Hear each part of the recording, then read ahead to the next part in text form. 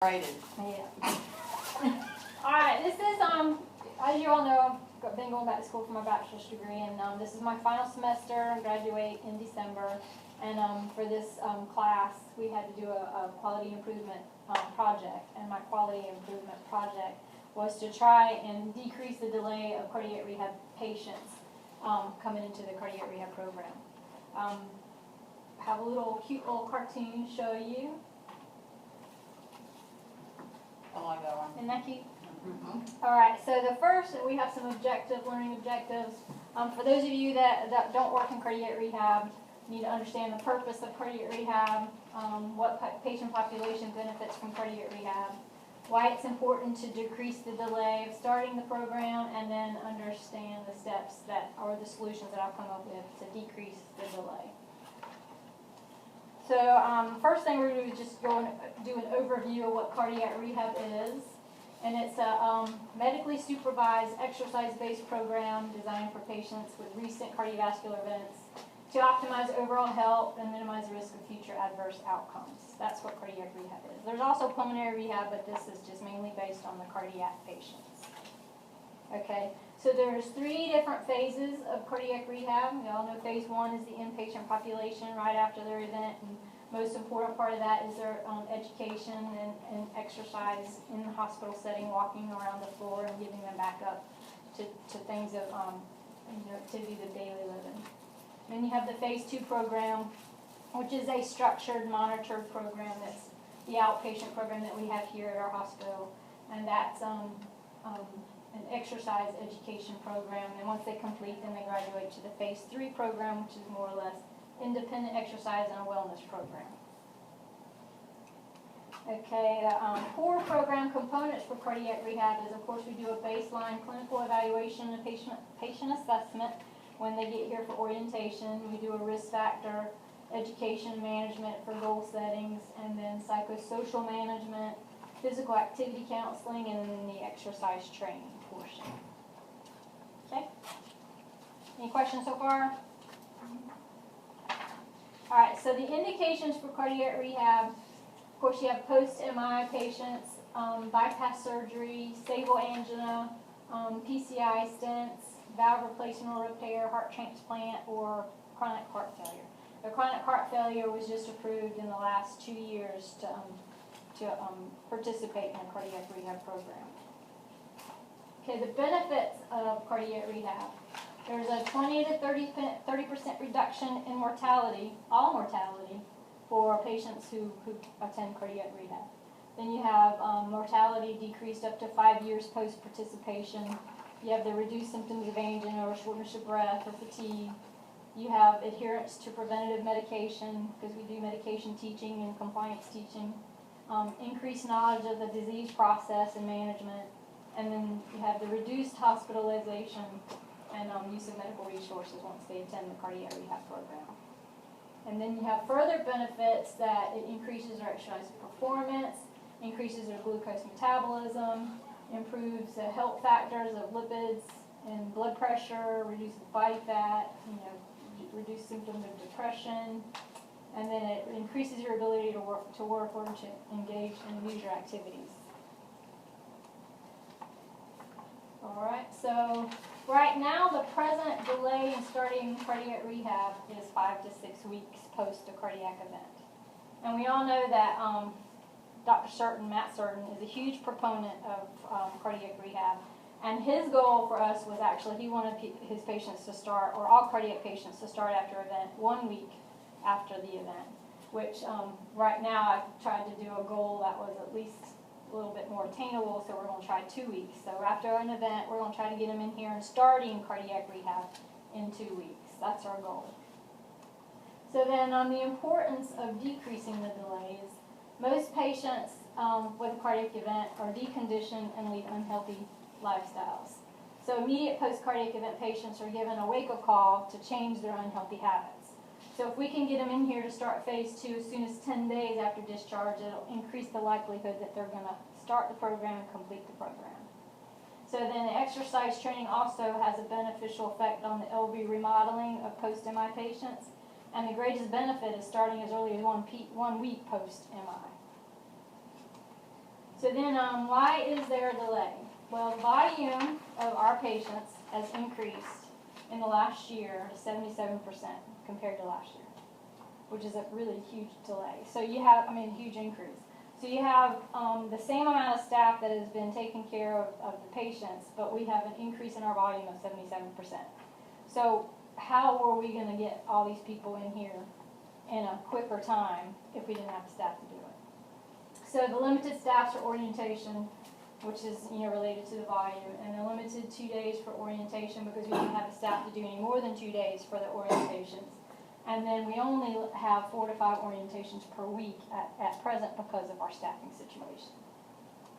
So right now, our present process to get into the program is we receive the referral, you have insurance verification, you notify the patient and what their insurance coverage is, we schedule them for orientation, we only have the 2 days to do the orientations and 2 times.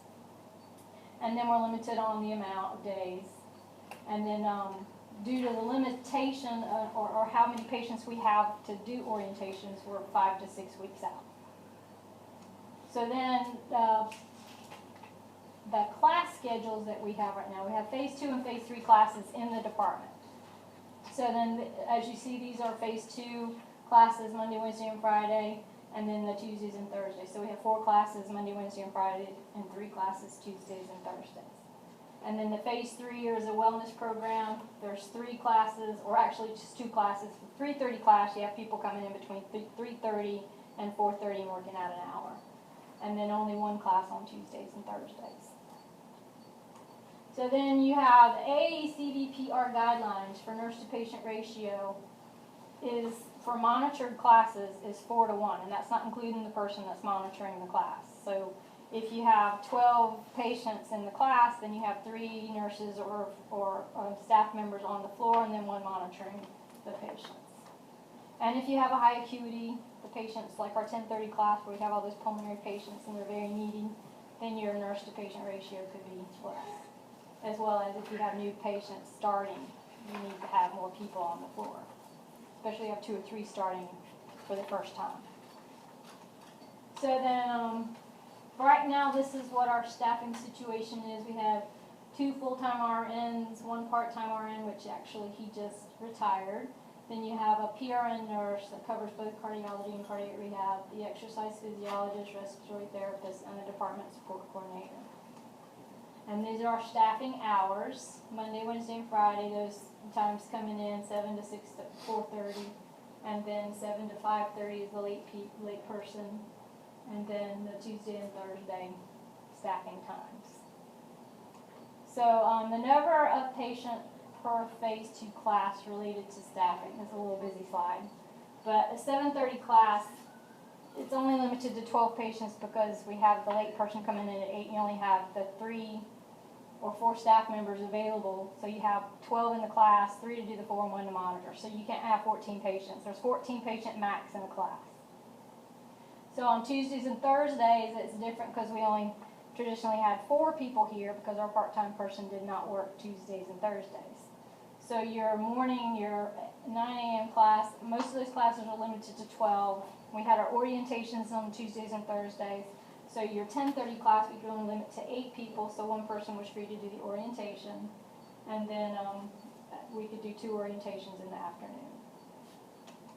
So these are my proposed solutions to try and decrease the delay. Is the automated physician referral post-PCI, which we've already done, and that's made a huge difference, and that's probably why we've had the increase in volume. And then increase the part-time RN position to full-time. We'll talk about each one of these individually also. Use the PRN nurse on orientation days if possible. Add additional days of orientation. Conduct phone interviews on patients that would be good candidates for the phone interview to decrease the amount of time that the actual orientation takes when they get here. So then the first one is the automated physician referral. We've already done that. Before we did the automated referral, it was like between 1 to 2 weeks before we'd actually get a referral. It was because the patient would see the doctor on follow-up after discharge, and that's when we would receive the order. And then of course, that's probably why we've had such an increase in our volume, is that automated, not just the only reason, but one of them. And then increase in the part-time position to full-time. As you guys know, Ed retired, so we've already increased, we've already got the position for a full-time RN approved, and we've hired the full-time RN. So if with the full-time RN, we can increase the number of orientations on Tuesdays and Thursdays, because we'll have 5 people here. And then we can increase the number of phase 2 in the class from 12 to 14, because we have more people here. And then on Tuesdays and Thursdays, the same, increase from 12 to 14, the 9 o'clock and 12:30 class, because you have the full 5 people here. So that puts 2 extra slots that we can, or 2 extra patients that we can put in there. And then, as you know, the full-time RN has already been hired. It's an SICU nurse, Anna, and she starts December 7th. So the use of the PRN nurse, y'all, Andrea's been working. She's been oriented to, I think, at least 2 weeks, and she's still a little bit orienting, trying to figure out the process. But she's available right now until Anna starts, at least. So she's going to be working. And then after we're fully staffed, I want to use her on Tuesdays and Thursdays, and she's agreeable to come in and work 2 days a week, unless she's working for somebody else in another department, like covering for cardiology. So she'll come in and do Tuesdays and Thursdays, and we can increase that number of orientations by at least 1 or 2 more. So we can do 2 or 3 at 10:30, or 1 early. However many we can increase it, we'll have those at least 6 people here on Tuesdays and Thursdays. So that should make a difference. And then add additional days for orientation. And my thought was, you know, the phase 3 class at 9 a.m. only needs 2 people on the floor to make sure that they're all doing okay. So that leaves 3 staff members not involved in that class. So maybe we could do on Mondays and Fridays. Wednesdays are so busy with education days. So maybe on Mondays and Fridays we can do one orientation at 9 a.m. while that phase 3 class is going. So that'll increase it also by, at least if we could do all that, increase it to 10 to 12 orientations per week. Or per week. So then the phone interview, the orientations take at least an hour, because you're going over medical history, medications, they're doing their physical assessment, you're even an orientation of the gym, signing all the consents, and doing a 6-minute walk, or the whatever exercise endurance test that we want to do to figure their conditioning. And then if we conducted the phone interview, we could do the history, medical history, we could do the medication history, all that over the phone for the appropriate patients, and that would decrease that time at least by 15 or 20 minutes for the orientation. So the on-site orientation should only take about 30 minutes. So get them in there, sign the consents, give them a tour of the department, and then do whatever exercise testing we need to do, 6-minute walks or a talk test or what have you. And it'll allow for better workflow, at least, because it wouldn't take as long for this orientation. So if we try to implement these solutions, the delay of starting cardiac rehab should be less than 2 weeks. You should increase the number of orientations to 10 to 12. It should increase the workflow for us, for the staff, and then it will improve the healthy lifestyle characteristics for the patients post their events, starting cardiac rehab sooner. So current clinical practice guidelines, they strongly advocate for cardiac rehab. So there's clear evidence that clinical and economic benefits of cardiac rehab in the cardiovascular disease population, including those undergoing PCI, makes a huge difference. So the delay in time is critical lost opportunity that people will not, there's a likelihood they won't participate in cardiac rehab if they don't start as soon as they can. Because you lose that window where they want to come and exercise. So decreasing the delay will increase patient participation, completion, and improve patient outcomes. So if he's prescribing exercise, just take it as a stress pill. It takes 30 minutes to swallow. So this is the American Heart Association, the different references that I had. So you guys have any questions? Understand? Yes, ma'am. So how does the automated thing, is it on their discharge instructions? It's their PowerPoint, their power plan. So as soon as they do the heart cath and do the PCI, when they do their post orders, it's automatically checked as a cardiac phase 1 and phase 2 order. You get sent to And it. then it gets, It's printed down here, and we go see them as phase 1, and then start talking to them and getting them involved, not involved, but giving them, you know, information on cardiac rehab phase 2, and if they're going to be willing to do it. And there's some people that, you know, that have the order for phase 2, and you go up and they don't live here, they're from Atlanta or what have you. So, and that helps us weed some of those people out that, you know, are not going to come. And before you start the program, you do, that's what you're doing the 6-minute walk for? Is that your basic thing that you do to see if they're?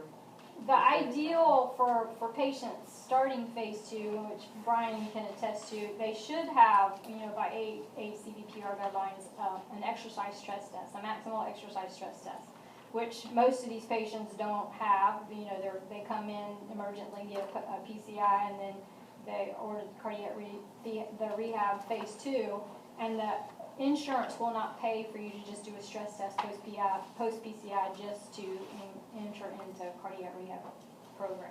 So the 6-minute walk or talk test is what we do to figure out their endurance and where to start them out when they exercise. I thought you just did that for the people on oxygen, but everybody does that? Okay. and I think the automatic referrals made a difference for the weekends Yes. also. Losing You know, those because we patients. lost that, you know, complement of patients. Right. that Give them a At phone least call. we when have they're- that. when they're discharged. Does everybody understand why we need cardiac rehab? Was I clear enough? Yes. So the Yes. objectives and decreasing the delay, what do you guys feel about the solutions? Do you think they're feasible, we can do it? And I think with our RN starting in December, with Anna starting in December, and we have at least 5 people. And, you know, just think, we're at 77% increase in our volume since last year. And that's not even 100% attendance. So just think if we had 100% attendance with our class. So you have sometimes between 8 and 10 people, sometimes 12 in a class showing up, 14 is our max. So what if 14 people actually showed up? And I think a big difference hopefully will be that attendance verification, that we make sure everybody's signed, and then we make sure people, they need to come. It's not going to help you if you're not going to come. The program is all geared toward attendance. You have to be here to exercise to get well. Any other questions? Thank you.